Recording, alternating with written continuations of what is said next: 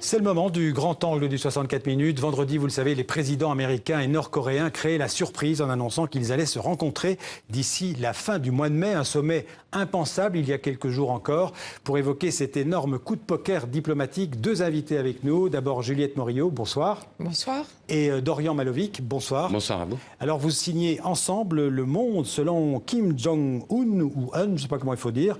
Kim Jong-un. Kim Jong-un. Kim Jong-un, voilà. Donc aux éditions Robert Laffont, et preuve que l'annonce de ce sommet est une vraie surprise pour tout le monde, même pour vous, puisque vous écrivez dans l'introduction de votre livre, la question n'est plus de savoir si une guerre va éclater, mais de savoir quand. Alors, Dorian Malovic, la guerre, elle est complètement écartée ou... Écoutez, on a voulu poser cette question parce que même si un sommet est annoncé, fin mai, au mois de mai, on ne sait pas ni où ni quand, on peut se dire qu'il y a encore tellement de travail à faire que tout ça peut s'effondrer. Ouais. Tout ça peut achopper sur un certain nombre de détails ou de gros dossiers comme le nucléaire. Et que si cette initiative qui semble assez positive ou encourageante peut s'effondrer et on rentre à nouveau sur un chemin de la guerre. Cette question quand même de l'imminence de la guerre, pour vous, elle paraît encore d'actualité ? Alors, je reprends ce que dit Dorian. D'ailleurs, le sous-titre de notre livre est « Guerre ou paix ». Tout ceci reste très improbable. Ceci dit, ce sommet qui a l'air de surprendre absolument tout le monde, finalement, ne me surprend pas tant que ça. Comment vous l'avez reçu, cette annonce ? Ça ne me surprend pas. Ce qui m'a le plus surpris, c'est que Trump, finalement, accepte la main tendue par Kim Jong-un. La Corée du Nord, en fait, poursuivait ce but depuis des années. C'est-à-dire que l'an dernier, on a vu toutes ces tensions, les essais nucléaires, les essais balistiques. Mais le but réel que poursuit la Corée du Nord, c'était d'avoir un dialogue direct avec Washington, en bilatéral, et dialoguer d'égal à égal avec les grandes puissances. Là, elle mène le jeu diplomatique forte de l'arme nucléaire. C'est elle qui mène le jeu diplomatiquement et qui maintenant s'impose de façon internationale, mais également vis-à-vis de son peuple. Le côté politique intérieur est important. On va en parler. Donc l'annonce de ce sommet, c'est d'abord, on pourrait dire, une victoire diplomatique pour Kim. Ah ben, écoutez, il a tendu la main à Donald Trump ou il a tendu un piège à Donald Trump parce qu'en acceptant de parler dénucléarisation, de geler ses essais de missiles et ses essais nucléaires souterrains, il enlevait à Trump toutes les préconditions que Trump avait posées pour une rencontre. Ouais. Si Trump n'avait rien dit, avait refusé, il se serait présenté un petit peu comme celui qui veut tourner le dos au dialogue ou qui n'a pas ce courage finalement, mais s'agissant de Trump, c'était bien joué. Alors, vous connaissez bien la Corée du Nord, vous y avez été plusieurs fois, je crois que vous parlez même le coréen. Oui.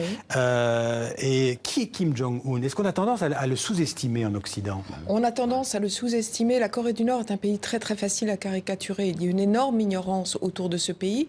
Et en fait, on ne réalise pas à quel point les dirigeants nord-coréens sont rationnels. Par rationnel, je ne veux pas dire qu'ils ne représentent pas un danger, mais ils sont parfaitement rationnels. Et il faut savoir qu'on a l'air de découvrir aujourd'hui que la Corée du Nord possède l'arme nucléaire. On s'en offusque, on s'en étonne, mais ce programme nucléaire... Vous en parlez dans le livre. Voilà, a démarré... Ça date des années 50. Et il a été établi de façon extrêmement constante. Et depuis le premier essai nucléaire en 2006, la communauté internationale avait tout loisir de réagir. Dorian Malovic, la Corée du Nord, elle a déjà la bombe nucléaire ? Ah, elle a la bombe nucléaire, elle a la bombe nucléaire, elle a des têtes nucléaires, elle a tout ce qu'il faut pour la lancer par avion. Maintenant, elle a des missiles intercontinentaux. L'idée est qu'il manque encore ce dernier petit bout sur la réentrée dans l'atmosphère des missiles intercontinentaux de façon sécurisée. Mais effectivement, tout ce qu'on a voulu expliquer dans le livre, en tout cas, c'est qu'elle est passée sous les radars de toute la communauté internationale pendant des années. On l'a quand même méprisée, écartée, jamais considérée. On a imaginé qu'avec la chute de l'URSS, elle allait partir dans les poubelles de l'histoire. Passer sous les radars parce que les gens sont aveugles autour d'eux ou parce que ça arrangeait tout le monde de faire semblant de ne pas voir ? Écoutez, un peu des deux, mais je crois qu'on n'a pas regardé là où il fallait, ou on a mis la tête dans le sable. C'est-à-dire qu'en fait, il y a eu beaucoup de bruit et de storytelling sur la situation des droits de l'homme qui est effectivement pas satisfaisante dans ce pays, ça tout le monde en est conscient. Oui, parce que ça reste quand même un dictateur. Il dispose du droit de vie et de mort. Un régime communiste, on n'a pas il assassine certains de ses opposants. Oui, mais il ne faut pas exagérer non plus. C'est-à-dire qu'on a beaucoup dans la presse exagéré. Par exemple, vous avez eu des généraux qui ont été assassinés. Même de sa famille, son demi-frère. Supposé assassiné. Alors oui, il a exécuté son oncle et il a probablement fait exécuter son demi-frère. Mais parmi toutes les autres exécutions, il s'agit simplement parfois de mise au placard. On a vu, par exemple, un exemple tout récent. Ou exécution. Non, exemple tout récent. La jeune femme qui était à la tête de la délégation des Jeux Olympiques, qu'on a vu avec un gros col de fourrure, dont on a beaucoup parlé. Elle a été exécutée quand même il y a 3 ans, et je dirais par les médias. Elle a réapparu par la suite, et elle avait fait les gros titres. Donc il y a toute cette désinformation dont il faut se méfier et qui arrange finalement assez une sorte de statu quo. Il y a quand même un clic qui est au pouvoir en Corée du Nord qui ne partage pas le pouvoir. C'est pas parce non, il y a la famille, il y a des clans, c'est structuré, mais c'est cohérent.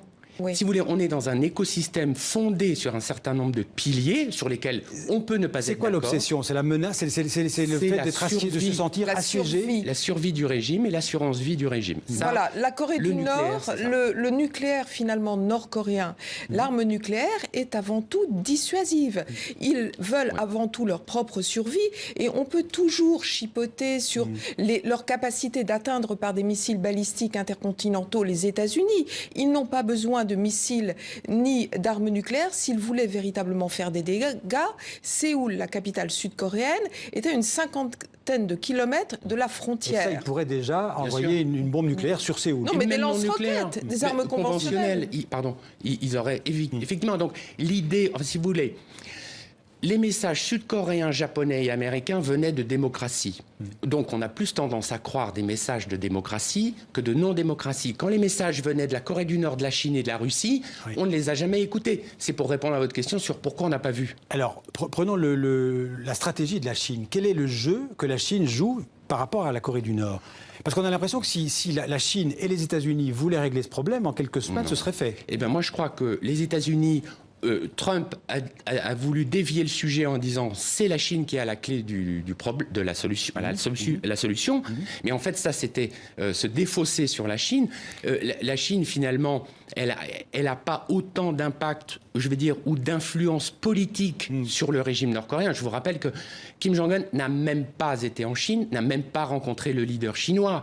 Et il va peut-être rencontrer Trump avant d'avoir rencontré son voisin et supposé allié historique. Vous parlez même du mythe de la grande amitié avec la Chine. Donc, mais oui, mais la Chine est quand même le principal allié de la Corée du Nord. C'est le principal allié de la Corée du Nord. Elle a besoin d'ailleurs de cette Corée du Nord dans cette partie du monde parce qu'elle a besoin d'un État tampon qui la sépare également des troupes américaines. Elle n'a jamais voulu, elle n'a jamais accepté de troupes étrangères à ses portes. Ce qui veut dire que la Chine ne veut pas la réunification de la Corée. Non. Non, elle n'en veut pas. Et les Nord-Coréens non plus, d'ailleurs, n'ont pas confiance en la Chine. Ils ne se laissent rien guider, dicter par Pékin. La Chine ne veut pas la réunification des deux Corées, les États-Unis n'en veulent pas non plus. Ah bah écoutez, ça dépend sous quel terme. C'est-à-dire que les États-Unis voudraient une réunification, mais sous les termes de Séoul et sous leurs termes avec des troupes américaines. Ce serait probablement ce qui arriverait si réunification il y avait. Mais alors là, on est dans le chapitre 50 de la saga qui est en train de commencer, avec un sommet potentiel au mois de mai. La réunification, c'est l'ultime discussion. Et puis oui, il y a quelque chose d'important. Pour la Corée du Nord, in fine, ce que souhaiterait la Corée du Nord, c'est ne plus être sous ce qu'ils perçoivent comme la menace américaine depuis la guerre de Corée. Et cette menace américaine, c'est finalement les 30 000 soldats américains qui se trouvent au sud du 38e parallèle et qui les menacent. Ils voudraient finalement le départ des troupes américaines de la région, ce que n'admettra jamais Washington, parce que face à la montée en puissance chinoise, notamment en mer de Chine méridionale, ils ont besoin finalement d'une Corée du Nord un peu diabolisée pour justifier leur présence. Donc les deux grandes puissances, la Chine et les États-Unis, en fait, comment dirais-je, ont tout intérêt à ce que la situation continue telle qu'elle existe. Le statu quo convient à pratiquement tous les acteurs. Alors, que la situation s'apaise, qu'on n'ait plus de danger nucléaire, qu'il y ait une menace américaine qui soit réduite, qu'on arrive à apaiser la situation, tout le monde est d'accord.